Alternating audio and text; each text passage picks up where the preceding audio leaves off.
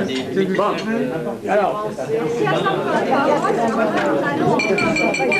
alors aujourd'hui, quand vous voyez la politique de Jérusalem musulmane, c'est une politique qui vient de Grande-Bretagne et de Arabie Saoudite. Il ne faut pas oublier, l'autre soir j'ai posé la question à Barnaby, même à la radio j'ai posé la même question, même les Israéliens ils savent.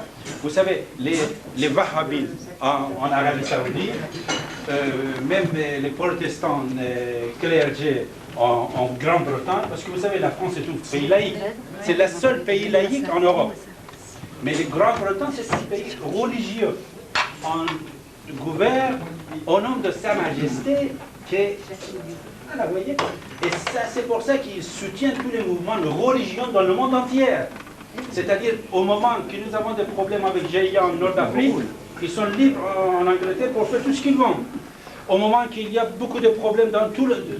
Écoutez, Ben Laden, l'histoire de Ben Laden, c'était fabriqué par les Américains, par les Britanniques, par les Pakistanais, par les Saoudiens. Et je vais vous donner quelque chose que peut-être vous ne saviez pas. Même Ben Laden, la famille Ben Laden était associée avec George Bush. Ils étaient associés et son frère était Osama Ben Laden, vous le connaissez, mais son grand frère était assassiné aux États-Unis. Son avion a chuté, il est mort et ils étaient associés avec la famille Bush. Bush, quand il a pris le pouvoir, George Bush, on parlait de Taliban. On a dit Taliban, tu connais Taliban, c'est un groupe de musique. Mais si on aurait dit, monsieur George Bush, est-ce que vous connaissez Ben Laden? Il aurait dit oui, je le connais parce que c'est une famille qu'on travaille depuis des années avec. Je vous assure, Ben Laden, jamais comme Roland, il a dit, on ne va pas trouver le cadavre de Ben Laden là-bas. Même actuellement, il est ailleurs, quelque part, vous voyez.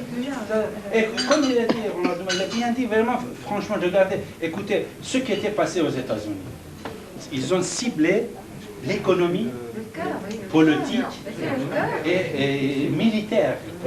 Trois points forts on peut dire, oh, ils pensent l'impérialisme. Hein.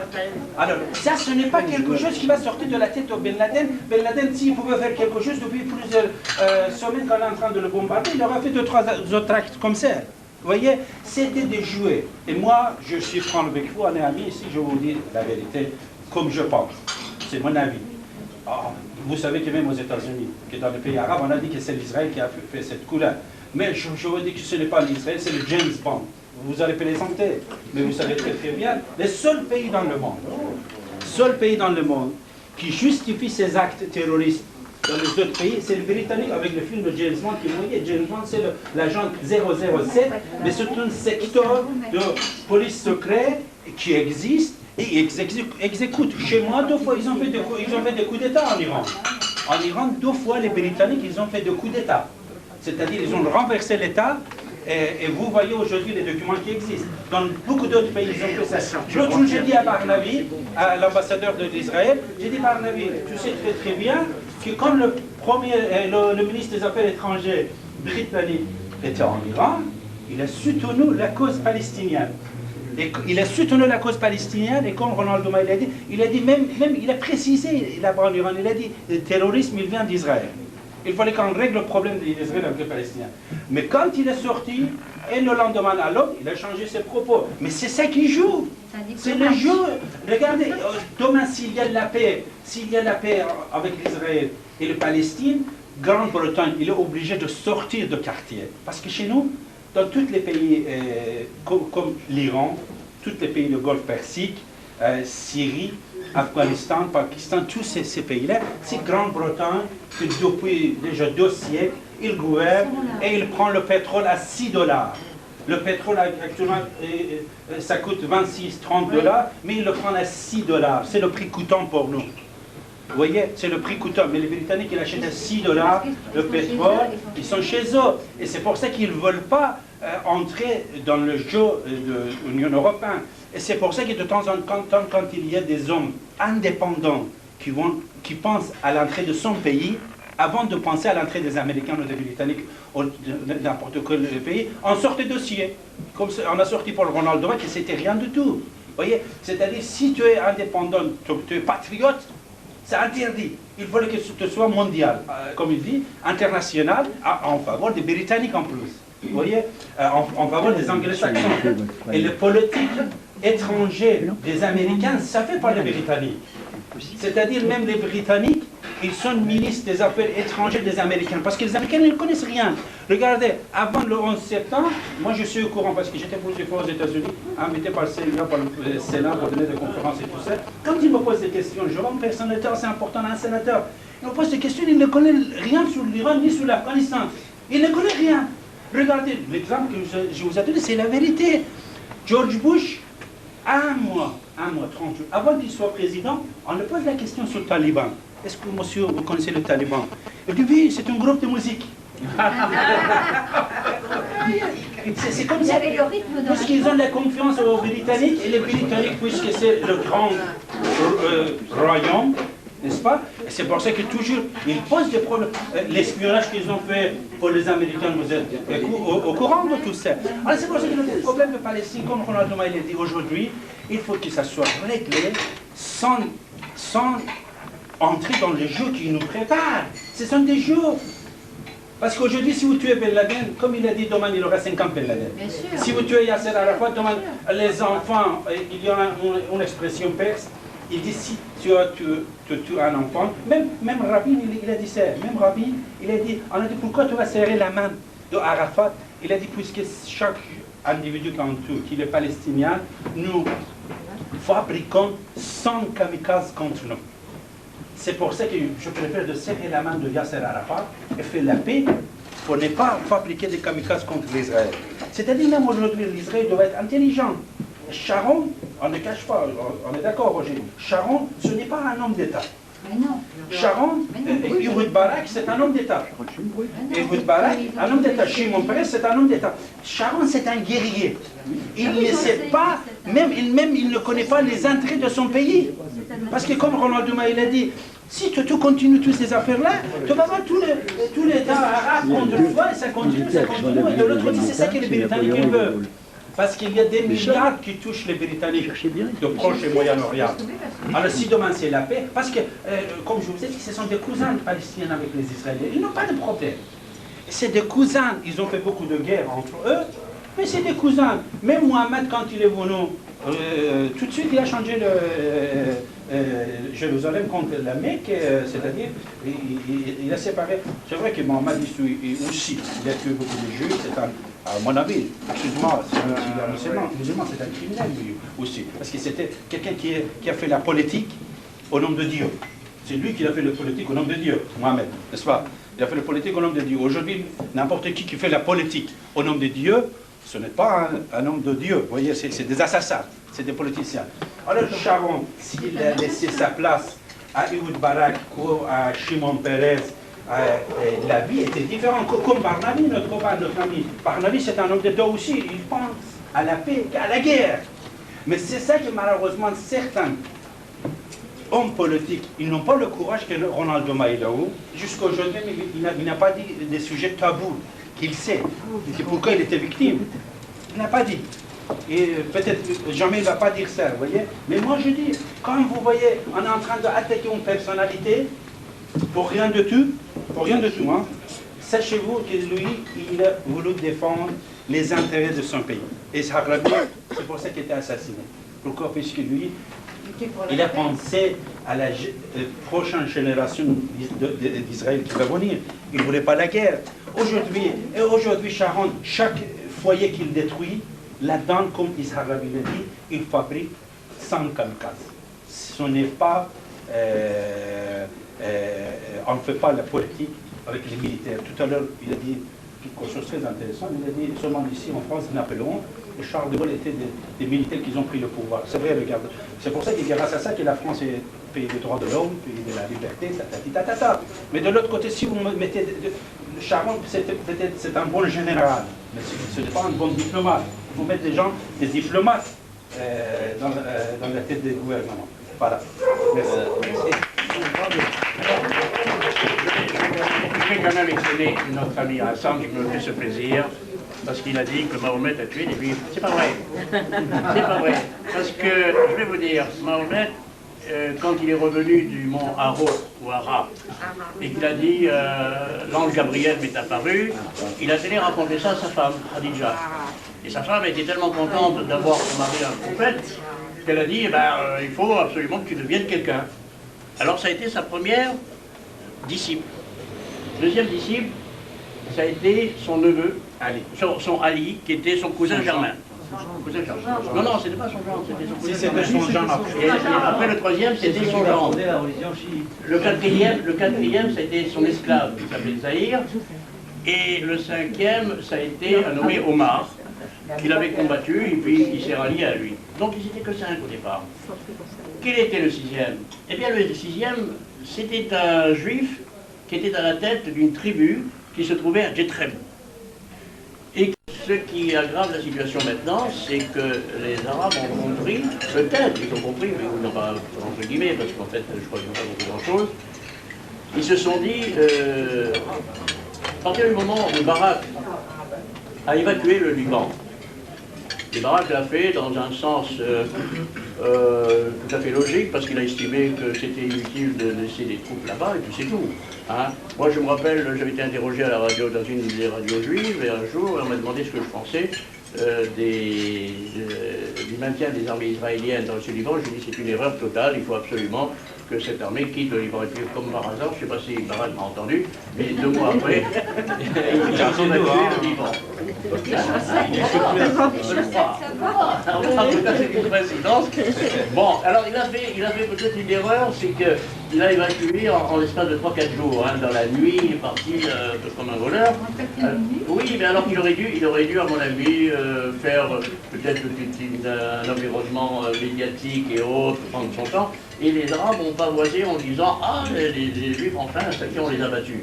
Et ça leur a donné de la force en disant « Eh bien, on peut les battre autrement ».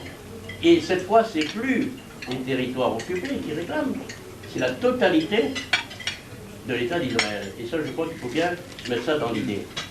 Ils sont partis sur cette idée absolument stupide qu'ils pouvaient tout récupérer. Bon, quand on connaît Israël, on voit très bien que c'est quasiment impossible.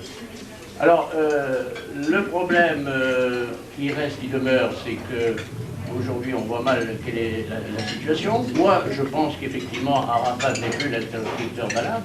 Il y a d'autres hommes. Je connais beaucoup de Palestiniens, des gens extrêmement charmants, adorables, qui ne sont pas du tout des guerriers. Vous savez que j'étais en Jordanie, il y a 4 ans, j'ai fait Syrie, j'étais reçu officiellement par les Syriens, j'étais reçu officiellement en Jordanie. J'ai fait le Liban et j'ai fait l'Égypte. Alors c'est dire que je connais bien ces pays. Et en Jordanie, vous avez 60 à 70% de la population jordanienne qui est d'origine palestinienne. Ce sont des intellectuels, ce sont des gens qui détiennent le pouvoir administratif et politique. À mon avis, on peut très bien discuter avec ces gens. Mais du côté d'Israël, ceux qui sont là, c'est différent. Ce sont des gens qui veulent la guerre à tout prix, qui veulent s'accaparer de ce que les Israéliens détiennent. Bon. Alors, moi je pense qu'il faut changer la donne. Et il faut aussi que je vous dise que les Israéliens ne tiennent absolument pas à ce que cette guerre continue, d'abord sur le plan économique, mais aussi parce que ça fait partie de la philosophie des Juifs. La religion juive est une religion de la vie. Quand on lève un verre de vin, on dit l'Ephraïm, ça veut dire à la vie. À la vie. Donc c'est quand même quelque chose de très important. Et quand on voit tout ce qui a écrasé, là, un point tout à fait de sens de neutralité. Alors, il y a un troisième point, ça a été très calculé, il y a un troisième point d'étonnement, c'est que vous avez vu que la tour s'est effondrée verticalement. Hein, elle n'a pas basculé ni à droite ni à gauche, hein, comme on voit quand on a des grands immeubles. Alors, l'explication m'a été donnée par le génie militaire, que j'ai été voir à Versailles, qui m'a dit tout simplement parce que les Américains ne construisent pas en béton. Ils ont construit en béton les 10 premiers étages, et après c'est du métal. Et il y a eu fusion du métal. Il y a eu fusion du métal qui s'est transmise sur tout l'ensemble de l'immeuble, si bien que la fusion a créé cet effet de chute verticale. Voilà. Et que penses-tu, excuse-moi, je change de sujet un instant, que penses-tu du développement d'une colonie Un militaire aurait préparé le en territoire palestinien dans les... Alors les colonies, territoires, bon, alors là je vais pas aborder le problème, mais t'as tout à fait raison de le souligner. Si tu veux, moi je mène une guerre effrénée contre les religieux, les fanatiques, les orthodoxes, les intégristes, parce qu'il y a des intégristes des deux côtés. Et il y en a beaucoup chez les... Il y en a beaucoup chez... colonies, ce sont les politiciens. Oui, non, ce sont des intégristes là, qui sont là dans les colonies. Ça ne peut pas s'appeler sans les politiciens. Ce sont des intégristes qui sont là. Ah oui, mais ils n'ont pas pu s'installer sans les politiciens. Ah oui, mais attention, là où ils sont installés, ils ont acheté le terrain. Ils ont acheté le terrain, ils ont trouvé des... Ça, il faut établir la vérité. Ils ont trouvé des Palestiniens qui leur ont vendu le terrain. Eh bien, ils ont vendu le terrain, donc ils se sont installés là. Et ils sont aussi fautifs, les autres.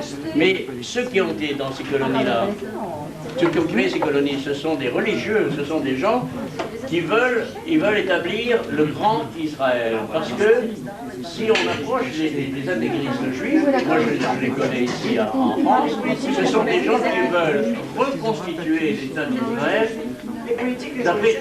d'après la Bible. Oui, mais dans les politiques, il y a beaucoup d'orthodoxes. C'est bon de rappeler qu'en 1947, à la suite de tout ce qu'on avait vécu, la guerre, les camps, les malheurs du peuple juif, l'émancipation du tiers-monde, des pays arabes en particulier, l'ONU avait décidé de ces deux États. Alors pour des raisons qui ont été dites, on a créé l'État d'Israël et on n'a pas créé l'État palestinien. C'est la responsabilité des Palestiniens incontestable. C'est vrai, à l'époque. Mais il n'y a pas eu non plus un grand élan qui a suivi cette décision. Je rappellerai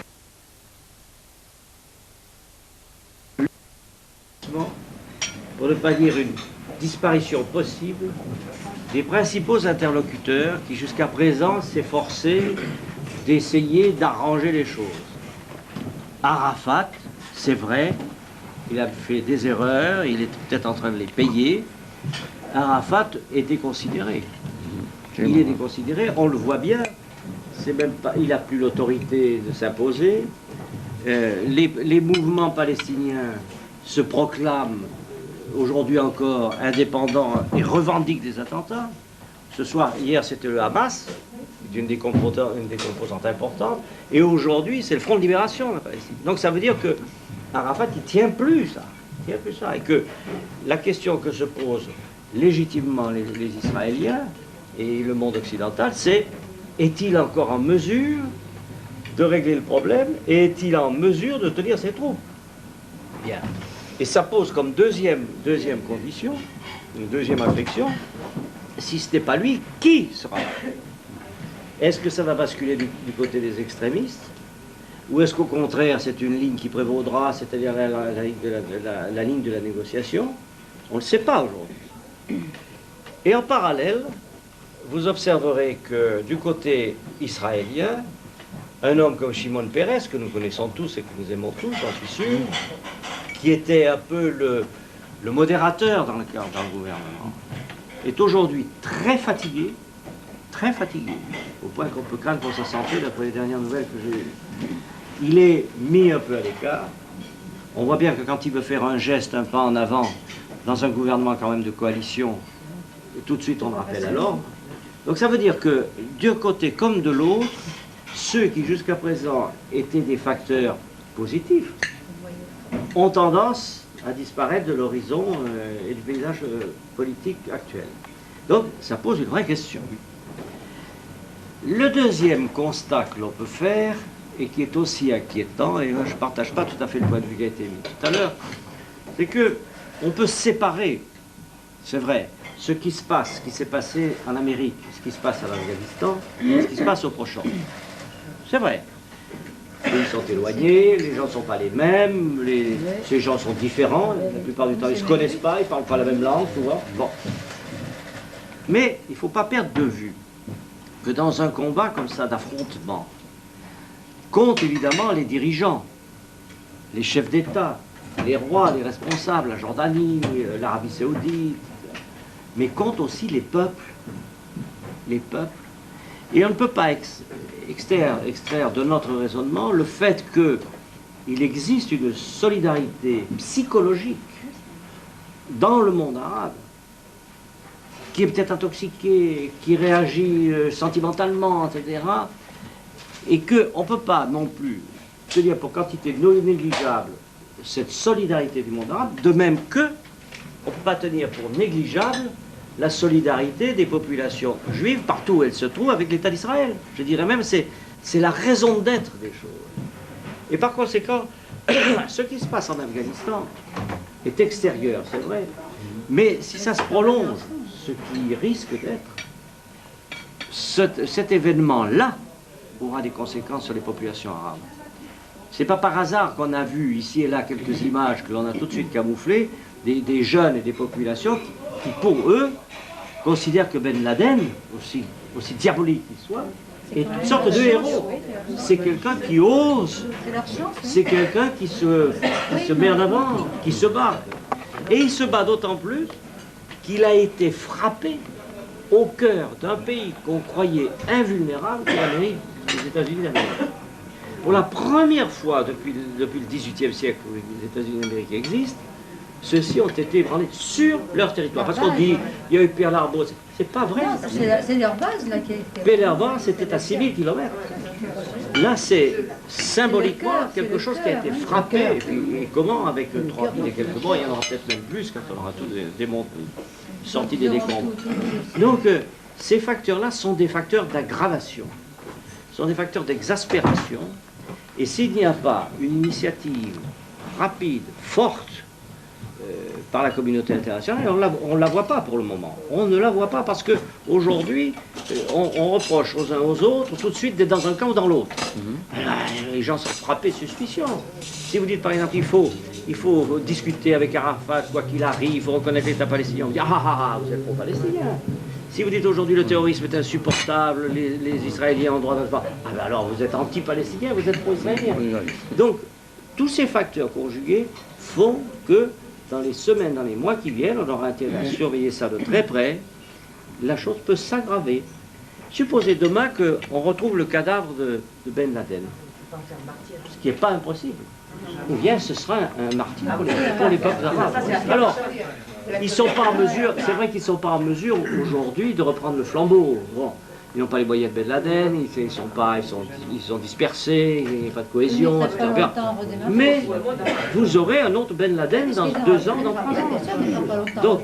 Donc plus que jamais, l'Occident et nos communautés en particulier, les communautés musulmanes, les communautés israéliennes ou israélites ou juives, doivent, dans nos communautés, je dis bien, pas sur le terrain c'est impossible. Vous êtes d'un côté ou de l'autre. Imaginez demain qu'il y ait une guerre civile aux États-Unis d'Amérique entre les Noirs et les Blancs, il faudra être du côté des Blancs ou du côté des Noirs. Donc là-bas, sur place, c'est ça. Vous êtes pro-israélien ou vous êtes pro-palestinien. Donc c'est dans nos communautés, chez nous, auprès de nos amis, et je sais qu'on en a beaucoup et on y est très fidèles, il faut qu'on arrive à capter les opinions, à ramener un peu d'ordre dans tout ça, de façon à ce que les choses se calment. Mais si elles ne se calment pas, elles vont s'aggraver. Elles vont s'aggraver, je crains, moi, pour les semaines, les mois, les années qui viennent, beaucoup de difficultés, non seulement dans le Proche-Orient, mais aussi en Occident. En Occident. Voilà, moi je voulais donner cette note un peu pessimiste avec le président, mais c'est parce que c'est la réflexion de plusieurs années. C'est la réflexion de plusieurs années. S'il n'y a pas un changement d'orientation volontaire donné par les uns par les autres, je sens bien que les États-Unis voudraient. On a bien vu que Bush s'est essayé tout de suite après l'histoire pourtant c'était difficile pour lui par rapport à son opinion publique, tout de suite après l'histoire de l'attentat de septembre, il a dit, la première chose qu'il a dit, il faut vite que les Israéliens acceptent de faire un État palestinien. Il s'est fait rappeler à Londres par Sharon. C'est ce que j'avais dit. Sharon a dit, mais vous êtes un Munichois. Vous êtes un Munichois. Quand on parle aux Occidentaux de Munich, on met son chapeau sur la tête et on sait. Donc c'est beaucoup plus profond qu'on l'imagine. Beaucoup plus. Donc voilà, je disais ça, mais ça relance la discussion, ça n'a pas d'autre... Celui-là de Rabin a été très grave. Oui. Bravo, Thomas. C'est ce que j'ai dit, Alors, moi, je voudrais simplement dire deux mots. On pas aimé du tout. Hein. Oui, ce que tu viens de dire en ce qui concerne la situation à venir, et il a dit, on en a pour de nombreuses années à en subir les conséquences. Le terrorisme ne cédera pas et ne cessera pas, et on l'aura jusque en Europe et même en France. Lui, on est persuadé. Donc, lui non plus n'est pas optimiste. Mais moi, j'ai une analyse un peu particulière aussi, qui est tout à fait personnelle, elle vaut ce qu'elle vaut. Et je prétends que la Troisième Guerre mondiale a commencé en 1948. Pourquoi 1948 ben justement, c'était au moment de la création de l'État d'Israël. Bon. Parce que, qu'est-ce que c'est l'État d'Israël? C'est un État occidental qui est implanté au milieu d'un grand corps musulman, ou arabe, comme on veut. Hein. C'est un peu comme si vous aviez sur vous une épine irritative et que vous vouliez à tout prix la retirer parce qu'elle vous agace, elle est là, vous ne la supportez pas. Eh bien, c'est exactement ça. Parce que, qu'est-ce que c'est l'État d'Israël? L'État d'Israël, c'est peuplé de gens qui viennent de tous les pays, et en particulier des pays d'Europe. Voilà. Alors, ça, c'est franchement inadmissible pour les Arabes. Alors que, par ailleurs, au Maroc, la France est retirée, en Algérie, la France est retirée, en Tunisie, la France est retirée, et que si on prend tout le continent africain, hein, jusqu'au Liban et au-delà, eh bien, c'est la seule enclave occidentale. Et ça, il fallait bien qu'un jour ou l'autre, ça explose, et on est en train d'assister à ce moment à cette explosion dont on ne connaît pas la fin. Alors peut-être qu'il y aura un cataclysme. Non, on ne la connaît pas. On ne la connaît pas, parce qu'on ne sait pas, on ne peut pas dire... On a pris des gens, on les met dans un territoire et on les empêche d'avoir une petite bourgeoisie, de gagner leur vie. Donc ils n'ont plus rien à perdre. Maintenant, pour aller au bout, ce qu'il faudrait commencer à comprendre, c'est quand le terrorisme se base sur des intellectuels et des jeunes qui n'hésitent pas à sacrifier leur vie, il y a des questions à se poser. Voilà. C'est pas un terroriste d'imbécile qu'on paye, contrairement à ce que l'on pense. Ah non, mais moi je pense que le New York est un coup génial, parce que ça a été fait par des types qui n'avaient rien à perdre, bien étudiés, mais qui n'avaient pas préparé leur coup. Ils sont arrivés un matin et c'est pour ça que ça a marché. Aucun gouvernement militaire n'a jamais marché dans l'histoire. Aucun. Non, pas New York. Non, New York, c'était préparé à l'avance. C'est pour ça que ça a marché. C'est pour ça que ça a marché. Non, mais le coup était inventé. C'est pour dire je pense que ça vient. Le plus grand phénomène, c'est le 56, c'est la canal de Suez. Là où il y a eu les statistiques, il y a eu la France qui a armé Israël. On a préparé quand même l'Algérie de la même façon qu'on a laissé le Maroc et la Tunisie. Ça a quand même été beaucoup plus armé. Une demi-de-journée, il a massacré Bani Quraïza, c'est 700 juifs. Et Mohamed, il a fait 10 guerres, c'est ça malheureusement là qui existe, et les musulmans les contre. Il a fait 10 guerres contre les juifs. Khaybar, il a attaqué un grand village très riche, les juifs, il a massacré tous les hommes, il a pris les femmes. Après, il y avait Hatef. Il y avait peut-être un problème d'intérêt ou une histoire de femmes. Il y avait une histoire de femmes. L'argent des femmes. Vous savez pourquoi Voltaire a été antisémite. On parle toujours de Voltaire. Mais Voltaire a été antisémite à un moment donné de sa vie. Pourquoi? Parce qu'il était associé dans le marché des esclaves. Il vendait des esclaves, il était associé à un juif. Et un jour, il s'est rendu compte que le juif l'avait eu, parce qu'il ne lui donnait pas tout l'argent qu'il lui devait. Il a dit, maintenant, je m'attaque aux juifs. Et on a fait une généralité. De toute façon, Roger, toutes les guerres du monde entier, comme un historien, ça vient de la part des femmes ou de l'argent. Ou de l'art ou la femme. Dominé pendant l'après-guerre, pendant la guerre et après la guerre par les Anglais, c'est évident. Ben oui. Évident. Du reste, ils n'ont pas renoncé alors à leur suprématie. Regardez le dévouement qu'a mis Tony Blair à se répandre partout dans cette histoire. Il était le porte-parole américain.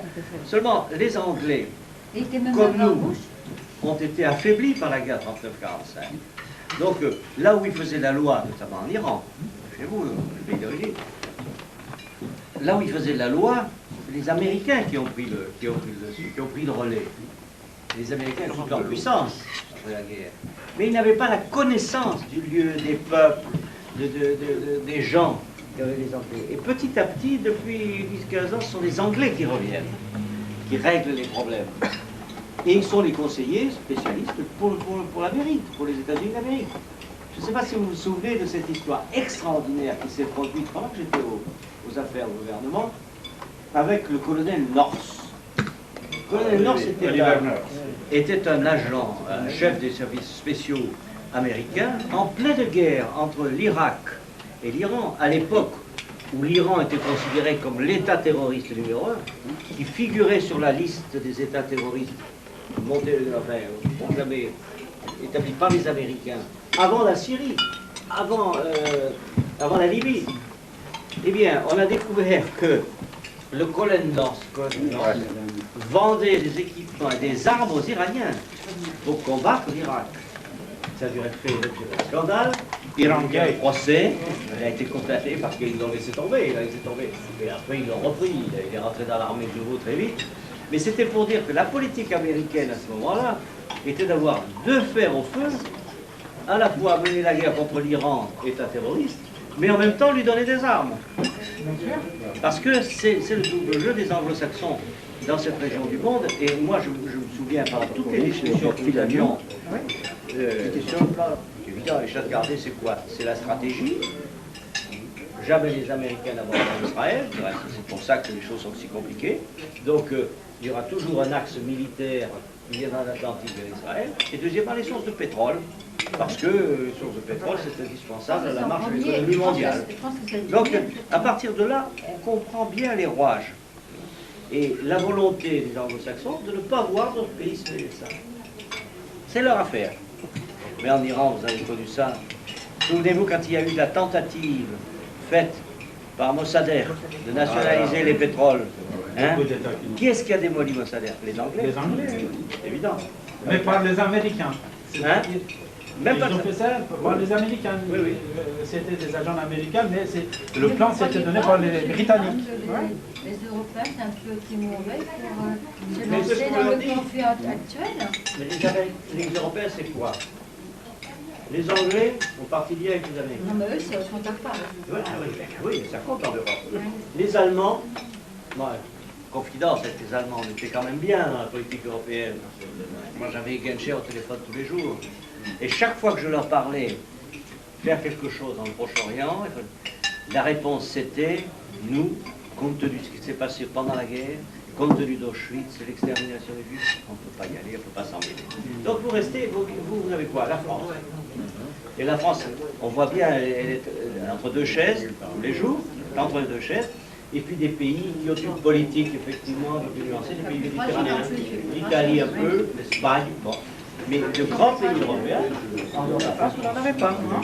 Ce qui vous explique, quand les Anglais haussent le ton et que les Américains froncent le sourcil, tout le monde rentre dans la tanière. C'est un peu ça. Qu'est-ce que vous pensez de l'armée française?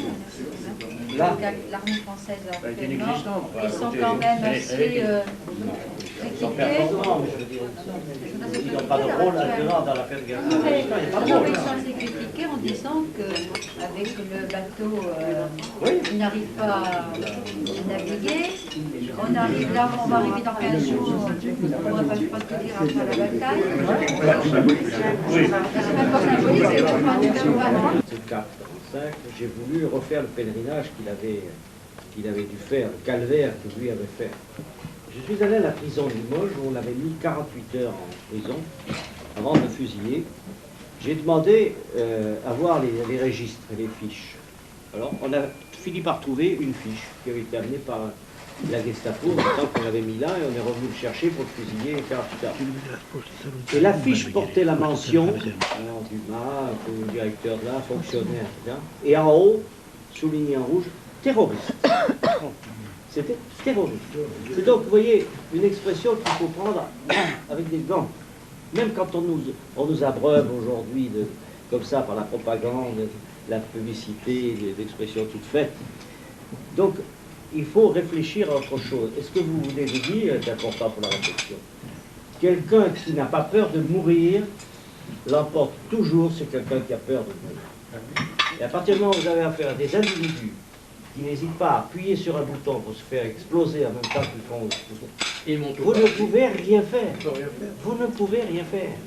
Est-ce qu'ils vont au paradis? Est-ce que c'est par exaspération? Est-ce que c'est parce qu'ils ont 25 ans et qu'ils n'ont pas connu autre chose que la guerre, l'humiliation? On ne sait pas. Mais le fait est là. C'est que quelqu'un qui n'hésite pas à se faire tuer pour une cause, disons une cause, pour pas dire plus, il a un pas d'avance sur celui qui, au contraire, veut sauvegarder, qui à 6000 mètres ouvre une trappe pour envoyer des bombes. Alors ça, c'est un vrai problème. Et c'est une dimension qu'il ne faut pas négliger dans notre réflexion. Parce que, comme vous dites, aujourd'hui, ça en est un, demain, ça en sera 2, demain, ça en sera 10, et on ira vers une accélération. C'est pour ça aussi que j'étais pessimiste tout à l'heure dans mon propos d'idée. Enfin, j'espère me tromper. J'espère me tromper. Si les acteurs habituels, je voudrais dire à petit mot, c'est que de toute façon, comme le disait Roland Dumas, il est bien évident que celui qui va au bout de sa vie l'emporte sur celui qui est simplement courageux. Alors ça s'est trouvé, ça a existé avec, semble-t-il, au moment de la Deuxième Guerre mondiale, avec les Japonais, etc., etc. Ceci étant, sur un autre plan, le mot terrorisme est complètement galvaudé actuellement et employé d'une façon excessivement générale. Mais il y a aussi un aspect auquel nous devons réfléchir, c'est que lorsqu'on n'a pas d'avion, eh bien, on emporte sa bombe avec soi. Et que ça n'est pas la même chose, et que lorsque, par contre, on a des moyens techniques, eh bien, la bombe, on l'emporte avec un avion. Et que le terrorisme, dans une certaine mesure, je ne suis pas du tout partisan du terrorisme, mais dans une certaine mesure, c'est la relation du faible au fort. Par conséquent, avec tout cela, c'est simplement pour amener, compléter notre réflexion aux uns et aux autres. Ça n'est pas complètement évident, mais il est arrivé que pendant l'occupation, on appelle terroristes des gens qui n'ont rien de terroristes. Bon, vous allez m'excuser, mais il faut beaucoup le matin. Mais j'étais heureux d'être là aujourd'hui, dans le souvenir de Charles Hernu, et j'espère que ça se renouvellera. En tout cas, merci. Merci.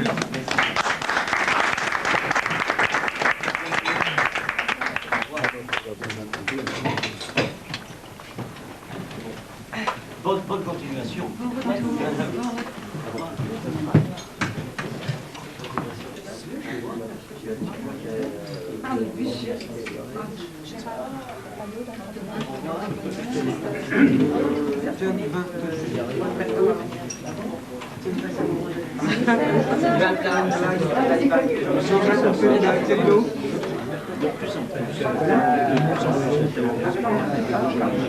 C'est ça que les gens c'est là qu'on peut se poser la question. Le problème, il n'est pas dans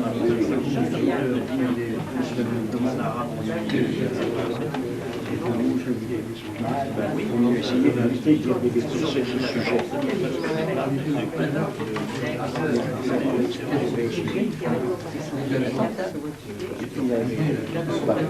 n'est pas mort.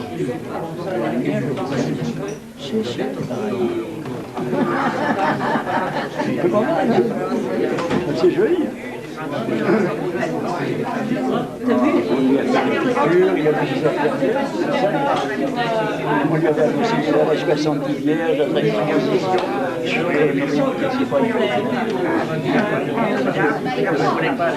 ده روزه فرانسوی یاد بگیرید. Parlez parsi en 10 jours. یک سیستم نو و انقلابی برای فراگیری سریع زبان پارسی و یا فرانسوی که از 15 سال پیش در فرانسه تجربه شده است. یک کتابچه کوچک به همراه یک CD که به شما و دوستانتان امکان می‌دهد تا یا پارسی صحبت کنید و یا فرانسوی. 10 روزه پارسی و یا فرانسوی حرف بزنید. Parlez parsi en 10 jours.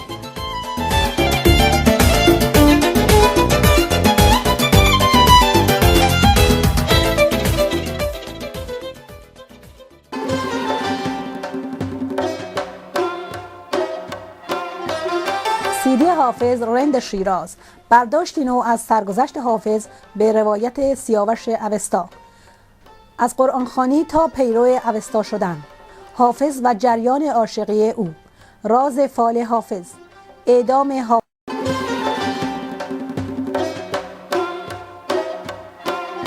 گفتگوهای تاریخی سیاوش اوستا با شخصیت‌های ایران و جهان، رئیس جمهور، نخست وزیران، وزرا و سناتورهای فرانسوی، نخستین زن فضانورد جهان، رئیس جمهور پرتغال، دبیرکل یونسکو، فرزند فیدل کاسترو، عزیز نسیم، مهندس بازرگان، داریوش فروهر، محمد علی فردین، آذر شیوا، شیخ علی تهرانی، خواهر سید علی خامنه‌ای، فرزند خمینی، آیت الله منتظری، شار آزناور، فرهاد، اکبر گلپایگانی، دکتر کوروش آریامنش، دکتر ابراهیم یزدی، ژنرال هانری پاریس، ژوزه بووه، آری بن مناشه مشاور امنیتی نخست وزیر اسرائیل، روژ اغنو، پیر مقیون، رئیس سازمان ضد جاسوسی فرانسه، مارشال منش، هنرپیشه هالیوود، روبرت منارد، دبیرکل گزارشگران بدون مرز، پیر هانری، دبیرکل فرانس تق دازیل، هوشنگ سیهون،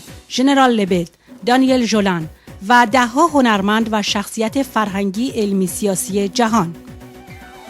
بخشی از این گفتگوها به زبانهای پارسی و یا فرانسوی در دسترس شماست.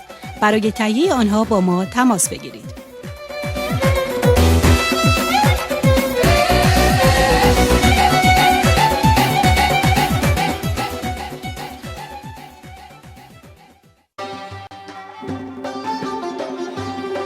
سالنامه‌های 7000 ساله آریای میترایی از 10 سال پیش در پاریس منتشر و در سراسر جهان پخش می شود.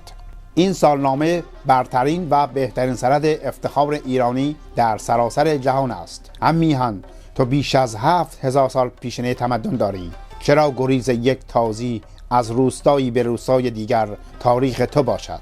تازیان می توانند به تاریخ تازش خود و پیامبرشان به تمدن‌های دیگر بنازند. اما چرا تاریخ غارت و تپاول و ویرانی میهن و مردم تو روز شمار روزانه تو باشد؟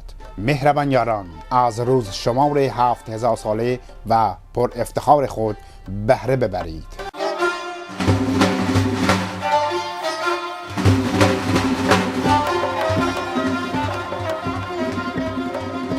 چاپ چهارم آیین اوستا، جهان آریایی با بیش از 7000 سال پیشینه تمدن با افزوده‌های بسیار به بازار آمد. 70مین اثر سیاوش اوستا، یکی از پرکارترین نویسندگان سرزمین ما و پیشگام روشنگری و خردورزی و خرافه ستیزی. برای چاپ جدید آیین اوستا 18 نفر از فرهیختگان و اندیشمندان جهان آریایی پیش درآمد نوشتند. در چاپ تازه آیین اوستا متن کامل گاته‌های زرتشت نیز آمده است. در بخشی از آیین اوستا 14 نیایش اوستایی با نگارش شیوا و دلنشین برای پیوند ما با اهورامزدا، خداوند دانایی و توانایی به چشم می‌خورد. اندیشمندان جهان درباره زرتشت چه میگویند؟ برگرفته های آیین های دیگر جهان از اوستا.